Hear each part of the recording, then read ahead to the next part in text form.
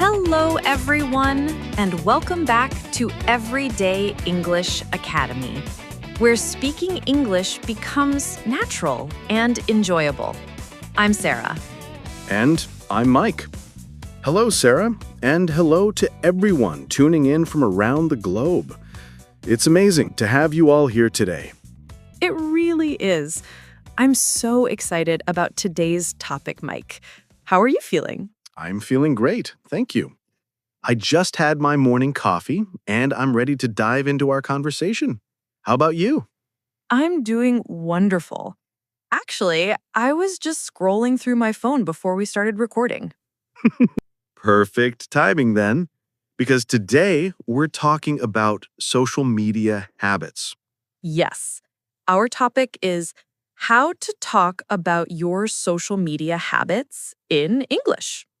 This is such a relevant topic for everyone today. We all use social media, right? Absolutely.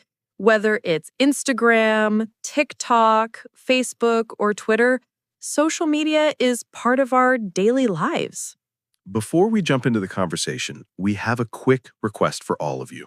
Yes, if you're enjoying our content and want to improve your English speaking skills, please subscribe to Everyday English Academy. Hit that subscribe button and give this episode a like. It really helps us reach more English learners. And share it with anyone who wants to practice conversational English.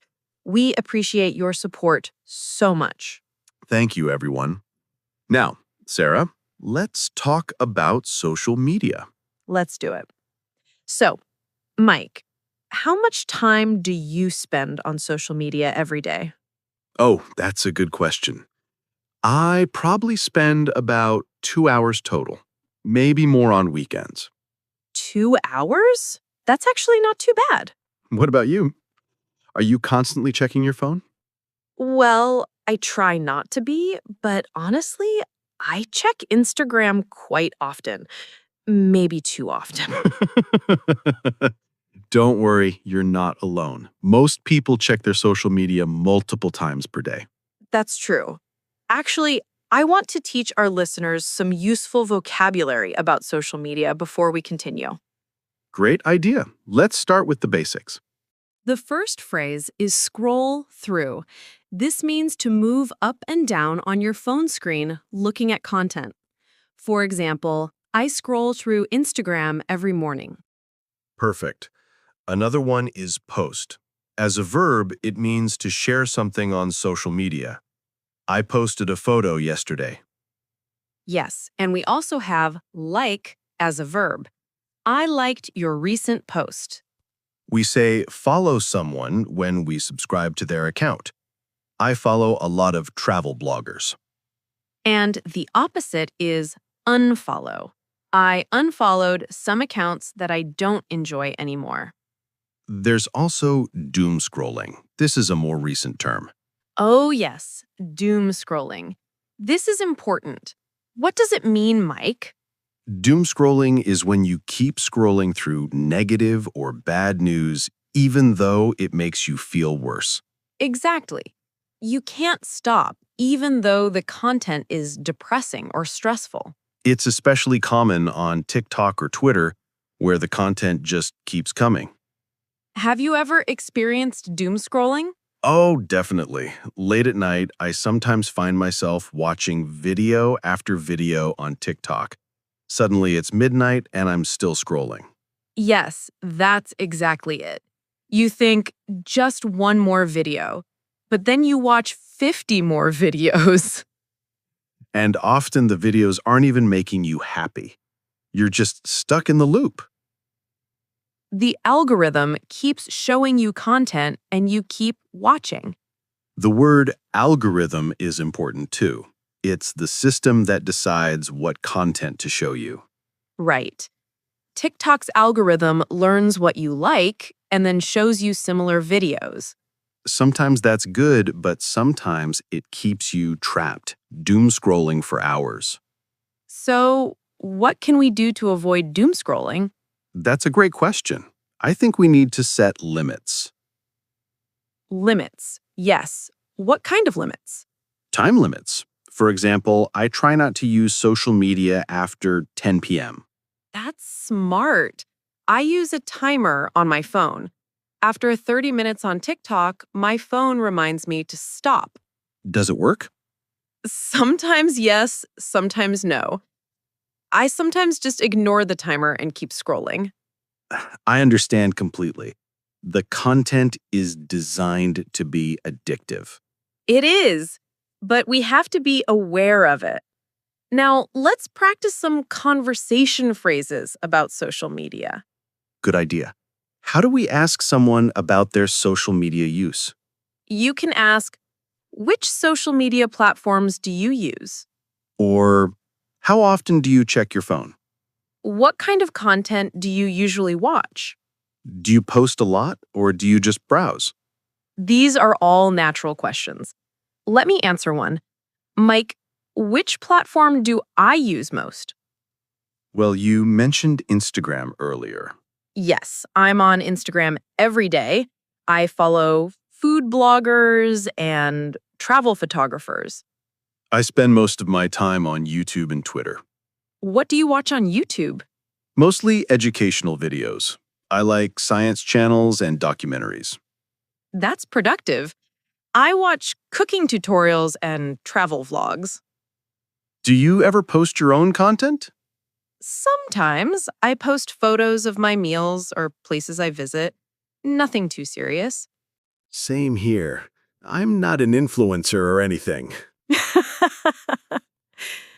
Speaking of influencers, do you follow any? A few. Mostly people who teach interesting things. What about you?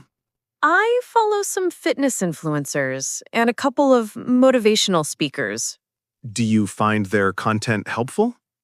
Most of the time, yes. But sometimes I feel like I'm comparing myself to them. Ah, that's a common problem with social media. It is. You see everyone's perfect life and you think, why isn't my life like that? But it's important to remember that social media shows highlights, not reality. Exactly. People post their best moments, not their struggles. That's why we shouldn't compare ourselves to what we see online. Good advice. Now, let's talk about the positive sides of social media. Yes, it's not all bad. Social media helps us stay connected with friends and family. Absolutely. I have friends in different countries. Social media lets me see what they're doing. I reconnected with old school friends through Facebook. That's wonderful. Social media also helps us learn new things. Yes, I've learned cooking skills, language tips, and even how to fix things around the house, all from social media videos. YouTube is like a free university. It really is. You can learn almost anything. Social media is also great for entertainment. True. When I'm bored or stressed, funny videos can cheer me up. Me too. Sometimes I just need to laugh at cat videos. Cat videos are essential. But we need balance. Too much social media can be harmful.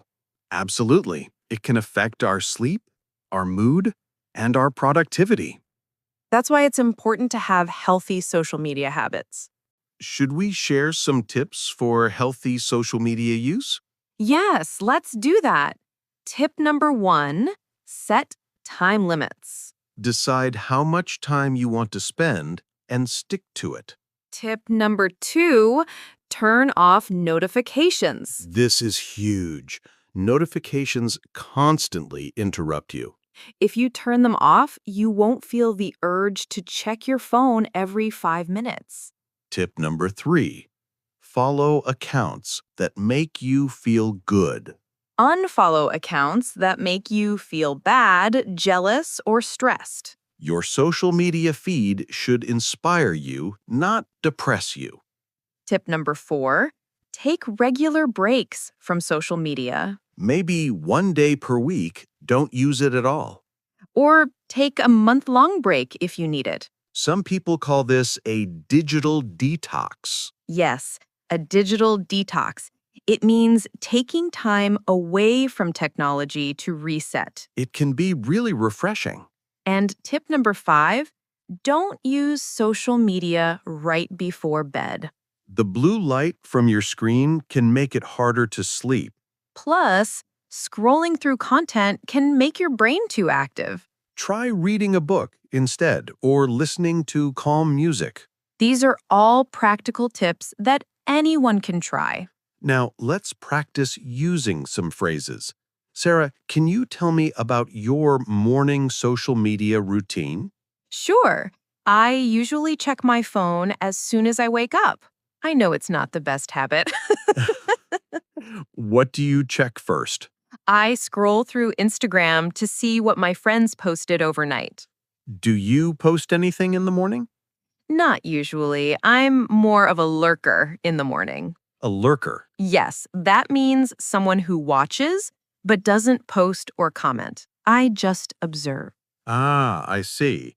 I'm a lurker too, most of the time.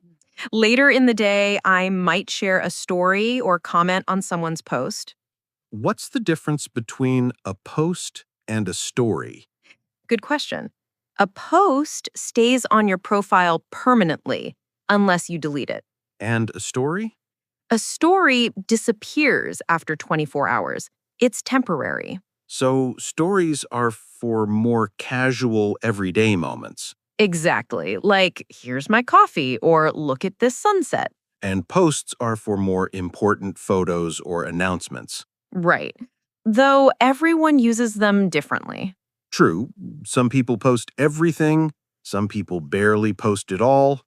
I'm somewhere in the middle. I post maybe once or twice a week. That sounds reasonable. I post even less, maybe once a month. Are you more active on Twitter? Yes, I tweet more often.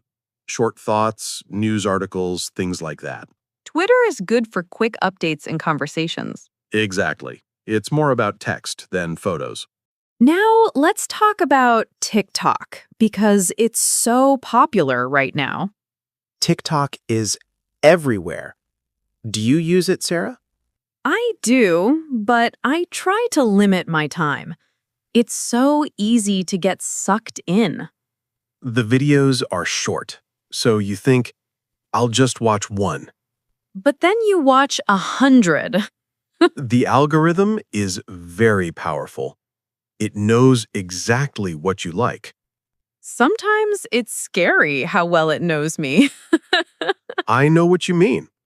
It shows you one video about cooking, and suddenly your entire feed is cooking videos. Exactly.